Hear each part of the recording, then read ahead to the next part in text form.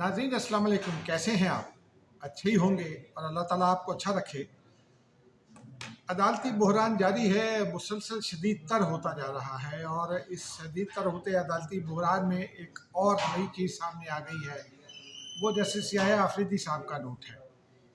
उनका नोट भी कोई 26 सफ़ात पर मुश्तमिल है, इख्तलाफी नोट है और उन्होंने और बहुत सारे दीगर पहलुओं पर बात की है, लेकिन एक पहलू ऐसा है जो ये जो 80 सफ़ात पर मुश्तमिल 120 पैराग्राफ पर मुश्तमिल जस्टिस मंसूर अली शाह का फैसला है।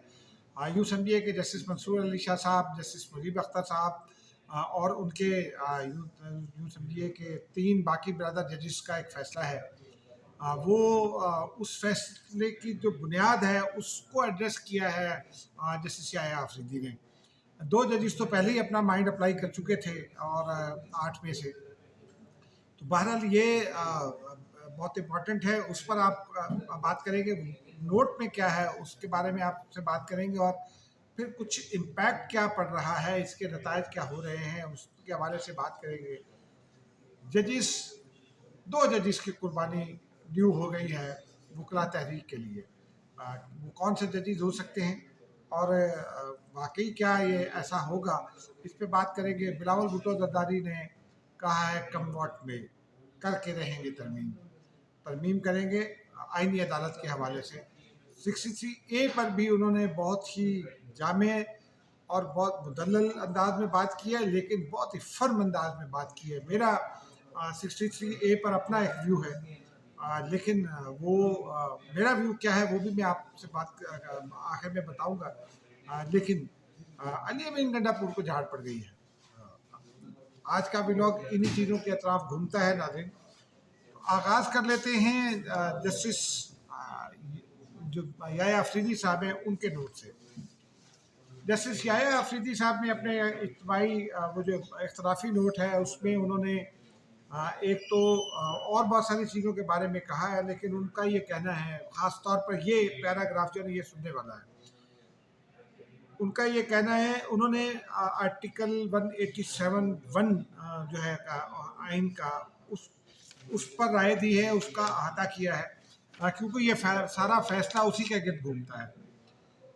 याह्या आफरीदी साहब ने ये कहा है कि अगरचे आइन के आर्टिकल 187 के तहत मुकम्मल इंसाफ करने की इस अदालत की नाकाबिल तरदीद ताकत को तस्लीम किया गया है इस आर्टिकल में, लेकिन इस ताकत का इस्तेमाल उस सूरत में जब कोई मुतासरा फरीक बराह रास्त अदालत से रुजू न करे, एक ख़तरनाक और दूरदस्त नज़ीर कायम कर सकता है।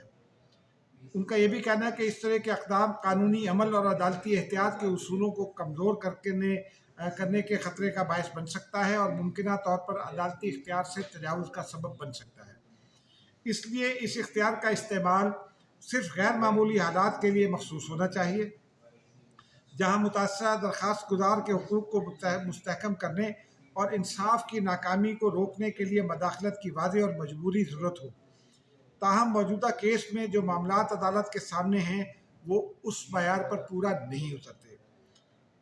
और फिर कुछ आइनी माहिरीन से बात हुई, कुछ और लोगों से बात हुई जो सियासी मामलात को समझते हैं।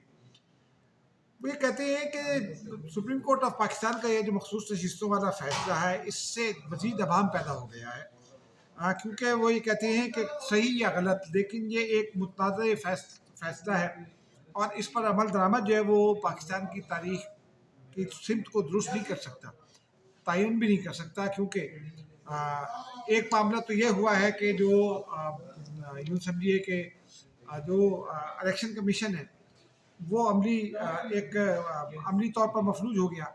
आपने बस उसकी इलेक्शन कमीशन को डिसबैंड करने का नोटिफिकेशन जारी नहीं किया चीफ इलेक्शन कमिश्नर को, और जो मेंबर्स हैं इलेक्शन कमीशन के उनको घर भेजने का नोटिफिकेशन जारी नहीं किया। हालांकि आइन की रूह से ये जो आइनी अदारे हैं इनको दूसरा आइनी अदारा इनके अख्तियारात को ट्रेसपास नहीं कर सकता। लेकिन बहरहाल कुछ कानूनी हल्के ये भी कहते हैं कि अगर सुप्रीम कोर्ट को इस फैसले पर अमल दरामद करवाना है तो उसे इलेक्शन एक्ट में तरमीम को जो है अल्ट्रा वायरिस करार देना होगा।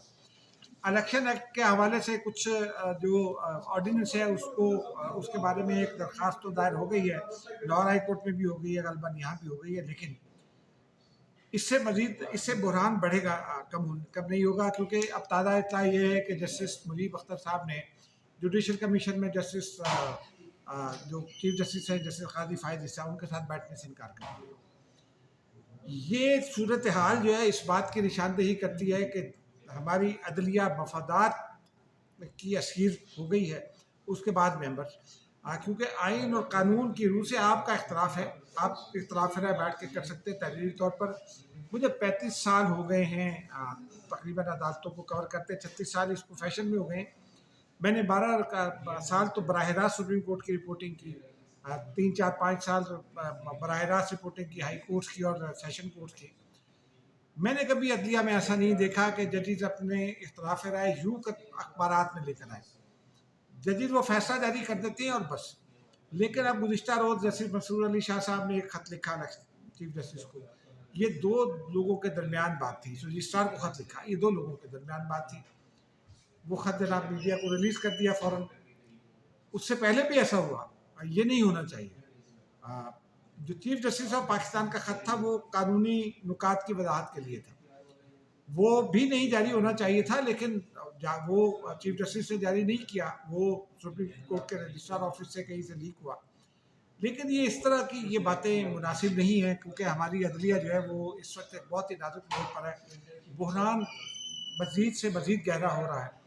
اور ایسے میں حامد خان صاحب دھمکی دے گئے ہیں کہ ہم ایک اور وکلا تحریک چلائیں گے۔ آج ایک مقدمے کی سماعت تھی، اس میں حامد خان صاحب، آپ کو ان کا رویہ پتہ ہی ہے، اور ان کے بارے میں میں نے ایک پرسوں ترسوں ایک ٹویٹ کیا تھا کہ میں تو ان کو بہت اچھا آدمی سمجھتا ہوں، لیکن لاہور کے کسی دوست نے میری بات کو کاٹا اور انہوں نے مجھے کچھ مثالیں دی، اور انہوں نے کہا کہ حامد خان صاحب ہمیشہ آمریت کو مضبوط کرنے میں رول پلے کرتے رہے ہیں، یا اپنے چیمبر کے جج لگوانے میں، اور جہاں اگر چیمبر کے جج نہیں ہیں تو پھر عدالت کی آزادی خطرے میں پڑ جاتی ہے اگر ان کے چیمبر کے جج نہ لگے۔ یہ بہت ہوتا ہے۔ عدلیہ کا لاہوری گروپ کے حوالے سے بہت ساری باتیں آتی ہیں سامنے، لیکن اب کیا کیا جائے، یہ معاملات ہیں ایسے کہ اس پر جو ہے وہ اس میں ایک پہلو اور یہ بھی ہے کہ قانونی ماہرین سے کچھ سے بات ہوئی، ان کا یہ کہنا ہے کہ الیکشن ایکٹ کا سیکشن 66 اور سیکشن 104 جو ہیں وہ سپریم کورٹ کے ان میں ترمیم ہو گئی ہے، اس لیے سپریم کورٹ کا فیصلہ جو ہے وہ عمل درآمد اس پر نہیں ہو سکتا۔ لیکن سپریم کورٹ میں کے فیصلے میں ایک اور خامی بھی ہے۔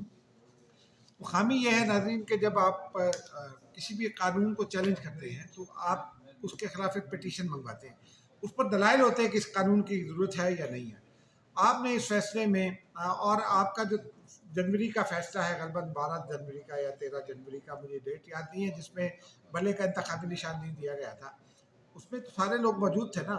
اس وقت جسٹس عطا من اللہ صاحب بھی تھے، جسٹس مسرور علی شاہ صاحب بھی تھے، اور لوگ بھی تھے۔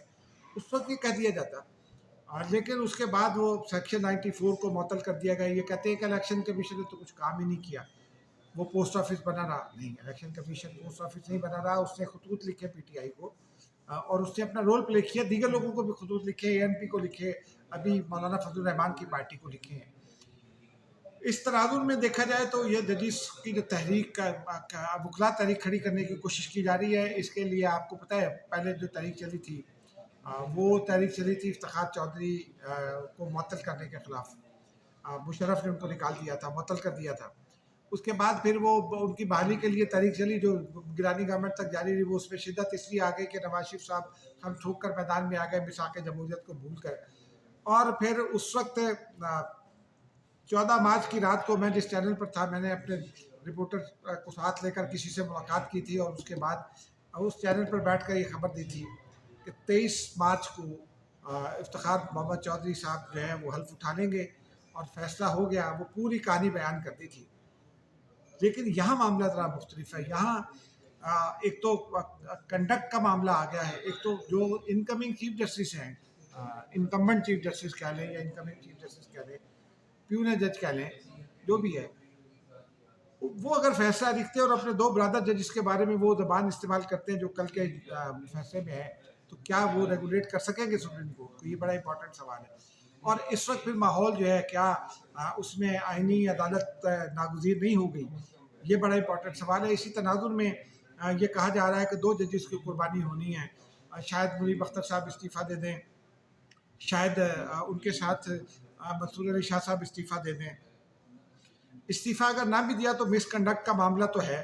اب آگے معاملہ کیا ہوتا ہے یہ دیکھنا پڑے گا. لیکن یہ 2 ججز کا جو پی ٹی آئی سے وابستہ عابد خان صاحب ہیں، ان کی یہ کوشش اور خواہش ہے کہ 2 ججز کے سر لے لیے جائیں، ان کو عدالت سے نکلوا لیا جائے تاکہ وکلا تحریک کھڑی ہو. میں سمجھتا ہوں کہ یہ بہت ہی خطرناک صورتحال ہوگی اگر یہ بات اس مرتبہ ہوتی ہے. اسی تناظر میں کہ وہ آئینی عدالت کا جو معاملہ ہے اور پھر ججز کے کنڈکٹ کے حوالے سے بلاول بھٹو نے آج بڑی فنلی بات کی ہے. ایک تو انہوں نے آرٹیکل 63 کا پر ان کا یہ کہنا ہے، اور یہ ٹھیک کہتے ہیں، دنیا بھر میں موجود ہے، برطانوی پارلیمان میں بھی. ابھی چند ماہ پہلے کی بات ہے کہ برطانوی جو پارٹی تھی ٹوری پارٹی، ان کا اجلاس ہوا تھا اور ڈیوڈ کیمرون کے خلاف پارٹی کے اندر بغاوت ہو گئی تھی. حالانکہ ڈیوڈ کیمرون وزیر اعظم تھے ان کے، اور پارٹی کے اندر وہ ان کے خلاف تحریک عدم اعتماد آئی تھی. تو یہ پارٹی پالیسی سے اختلاف کرتے ہوئے ضمیر کی آواز پر ووٹ دینے کی امریکہ میں، برطانیہ میں، سب جگہ پر اجازت ہوتی ہے. پاکستان میں چونکہ فلور کراسنگ کا قانون بین ہے موجود ہے، اور پاکستان میں لوگوں کو خرید و فروخت ہوتی رہتی ہے، تو اس لیے پاکستان میں اس پر پابندی عائد کی گئی تھی. لیکن جو فریمر آف دی کانسٹیٹیوشن تھے، انہوں نے جب 63A شامل کی تھی تو ان کا مطمع نظر یہ تھا کہ جو بھی امیدوار ووٹ دے گا پارٹی پالیسی کے خلاف ورزی کے بعد، جو پارٹی ہیڈ ہے وہ اس کو گھر بھیج دے گا، اور گھر بھیجنے کے بعد اس کو دوبارہ الیکشن لڑنا پڑے گا. تو پھر لوگ فیصلہ کریں گے نا کہ اس کا یہ فیصلہ ٹھیک ہے یا غلط ہے. اس نے اگر ضمیر کی آواز پر دیا یا پیسے لے کر دیا تو پھر یہ لوگ فیصلہ کریں گے.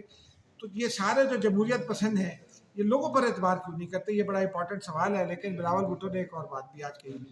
انہوں نے کہا کہ کم وقت میں کچھ بھی ہو جائے اب ہم آئینی عدالت بنا کر رہیں گے، کیونکہ یہ ماحول بن گیا ہے. جو اسٹیبلشمنٹ کو ایک زمانے میں کچھ تحفظات ہوتے تھے، لیکن اس سے زیادہ تحفظات تھے افتخار محمد چودھری صاحب کو عدلیہ سے، اور اس وقت نواز شریف صاحب کا مفاد افتخار چودھری کے ساتھ وابستہ تھا تو انہوں نے یہ کر دیا تھا. لیکن بہرحال اب وہ آئینی عدالت بن کر رہے گی. اور بلاول بھٹو نے کہا کہ ہم اس لیے آئینی عدالت بنانا چاہتے ہیں کہ آئندہ کوئی جج کسی وزیر اعظم کو پھانسی پر نہ لٹکا سکے. یہ بڑا خطرناک جملہ بھی ہے، لیکن یہ عزائم کو ظاہر کرتا ہے حکومت کے. اب ناظرین آتے ہیں ذرا اگلی بات کی جانب، آخری خبر کی جانب. علی امین گنڈا پور کی آج ملاقات ہوئی، 1 گھنٹہ 20 منٹ کی ملاقات ہوئی. عمران خان سے اڈیالہ جیل میں کانفرنس روم میں ملاقات ہوئی. میری اطلاع یہ ہے کہ علی امین گنڈا پور کو خوب جھاڑ پڑی، کیونکہ کل ہم نے عمران خان سے گفتگو کی جب، تو انہوں نے علی امین گنڈا پور کا نام نہیں لیا، کیونکہ حالانکہ لاہور کے جو دلہا تھے جلسے کے وہ تو علی امین گنڈا پور تھے. لیکن وہ جلسہ ختم ہونے کے بعد پہنچے، رات کو 7 ساڑھے 7 بجے پہنچے. تو اطلاع یہ ہے کہ آج عمران خان نے ان کو کافی ڈانٹا، سخت سست کہا اور ان کو سخت ہدایات جاری کی ہیں. اسی لیے وہ میڈیا سے گفتگو کیے بغیر نکل گئے. میری اس خبر کی صداقت پر اگلے چند دن میں وہ دوست جو علی امین گنڈا پور کو ہیرو بنا رہے ہیں، یا وہ یوٹیوبر جو پی ٹی آئی کے بارے میں کوئی بات کرے تو وہ گالیوں کا تمہار باندھ دیتے ہیں، ان کے لیے بھی میری بس اتنی سی گزارش ہے کہ چند دن خاموش رہیے. اس خبر کی صداقت بھی ثابت ہو جائے گی. خدا حافظ.